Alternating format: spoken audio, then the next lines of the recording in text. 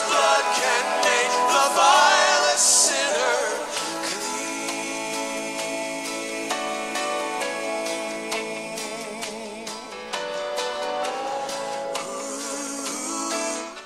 Magandang umaga po at welcome po sa ating programa, My Morning Manna with Pastor OG.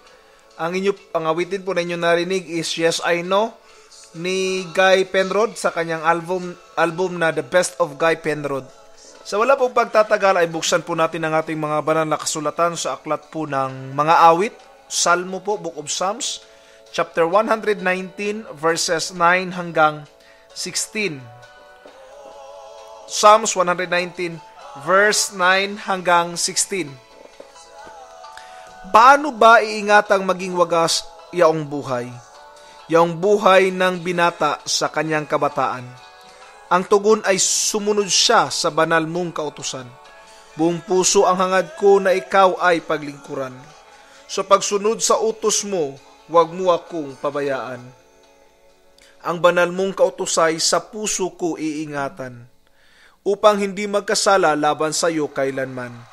Pupurihin kita, Yahweh, ikay aking pupurihin. Ang lahat ng tuntunin mo ay ituro mo sa akin.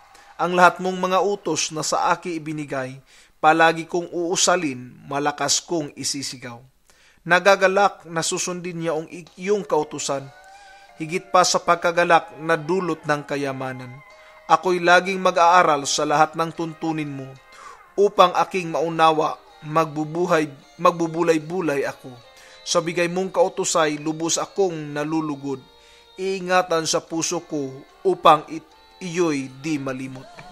This morning, I will bring to you the topic that says, word knowledge. Our knowledge with God is beyond the concept or beyond the head knowledge. It should be the heart knowledge with God. We might know the Word of God. We might be the greatest person that knows every part of the book or the Bible. But kung hindi natin pinamuhay ang mga bagay na ito, wala pong kabuluhan ito. Sinabi ng Psalms 119 verse 11, Your word I have hidden in my heart that I might not sin against you. Hindi lang binabasa ng taong ito ang salita ng Panginoon, kundi kanyang inilagay sa kanyang puso, tinago sa puso niya at pinamuhay ang salita ng Panginoon. Ano pong ibig kong iparating? Maraming mga taong nagkiklaim na Kristiyano sila. Maraming nagkiklaim na binabasa nila ang salita ng Panginoon, subalit hindi nila pinamuhay ang salita ng Panginoon. They have the word knowledge. Alam nila ang Greek. Alam niyo ang Hebrew word. Alam nila halos lahat. No? Sabi mo, ano sa Greek word ang repent? Babanggitin agad nila yun, yung Greek word at saka Hebrew word ng repent na yan. Any words in the Bible, halos alam nila. They were scholars of the Bible. But their attitudes were not reflecting the God of the Word, no? May mga taong brilliant sa salita ng Panginoon, mahilig makipagdebate, pero ang pag-ibig ng Diyos ay hindi na nakikita sa kanila. Hindi naman ako na against sa debate, but personally, I don't want to engage in debate. My personal point of view is so simple. I may win the argument, but if I will lose the soul, I don't want to engage to it. Maaring manalo nga ako sa argumento, pero kung matalo naman yung kaluluwa, wala din pakinabang yun para sa akin. Kaya this is my challenge for everyone. Don't just have the word knowledge. Have the God of the word knowledge.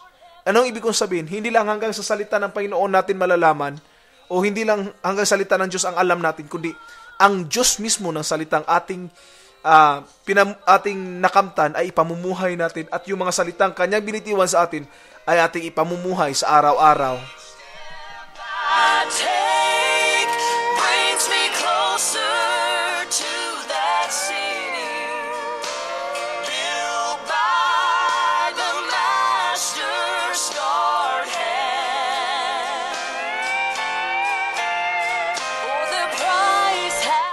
Minsan pa pong nagbabalik ang inyong lingkod, Pastor OG.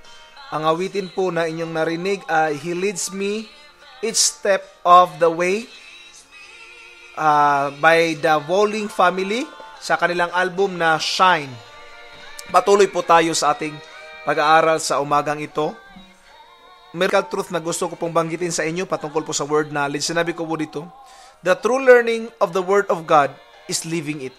Kung tunay natin naintindihan at tunay natin natutunan ang salita ng Diyos, ipamuhay natin. Yun ang tunay na sukatan ng tunay na kaalaman. Minsan kasi inaisip natin na alam niya na talaga yung salita ng Panginoon. Bakit? Pagdating ng quiz namin, 100 siya. I don't care kahit 100 pa siya sa quiz o sa exam ng Bible quiz. What matters most is ipamuhay ang salita ng Panginoon ayon sa kanyang kalooban, no? Head knowledge is shallow. Yung head knowledge is just shallow, but heart knowledge matters. May tunay talaga na halaga na salita ng Diyos. Huwag lang hanggang head knowledge, hindi lang hanggang kaalaman sa isip, kundi pati sa puso alamin natin ang mga bagay na ito. Another point po, scripture memorization is good, but applying them is better. Ang pag-memorize ng scripture ay napakaganda po. Napakaganda. But, applying them sa ating buhay ay mas maganda. Diba? Mas maganda yon. Another point, to the wise, God's word is sufficient. So when we know God's word, it keeps us, our spiritual walk from sleeping. No? Hindi tayo mawawala sa paglilingkod. Psalms chapter 37 verse 31. Tapos, it satisfies the hunger of our souls. Yun yung sabi ng Jeremiah chapter 15 verse 16. Tapos, it is a key weapon in facing the temptation and trials. Matthew chapter 4 verse 1 to 11. Si Jesus Christ nakipaglaban, di ba? Maging sa Ephesians chapter 6 verse 10 to 18, it was mentioned by Paul to the Ephesian church that it was part, no? So, let's make it an aim to know the word and the God of the word. Then, when facing life's challenges, we can be ready for any situation. Yun yung sinabi ng 2 Timothy chapter 3 verse 16 to 17. We can face the devil if we know the word of God. But above all, not just the head knowledge, but the heart knowledge of the word of God. Ano ang challenge ko sa ating mga kapatiran ngayon na nakikinig sa umagang ito? Ang challenge ko po ay simple lang. Listen to the word of God, ipamuhay sila. At hayaan natin ang salita ng Panginoon nakikilos sa buhay natin. Hindi ko po minamaliit ang Bible scripture memorization. Nakakatulong po yan, no? Malaking tulong po yan kasi if you don't have any access to the Word or to the Bible, you can simply memorize them. But what matters most is not just to memorize them, but live with them. Word knowledge. We need the knowledge for the Word of God and live for it.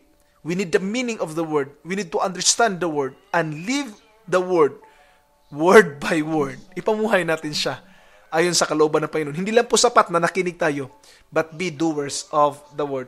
Yun po ang sinabi sa ating salita ng Panginoon. Do not just be hearers, but also doers of the word. God bless po at sana may nakuha tayo sa umagang ito. Pagpalain kayo ng ating Panginoon.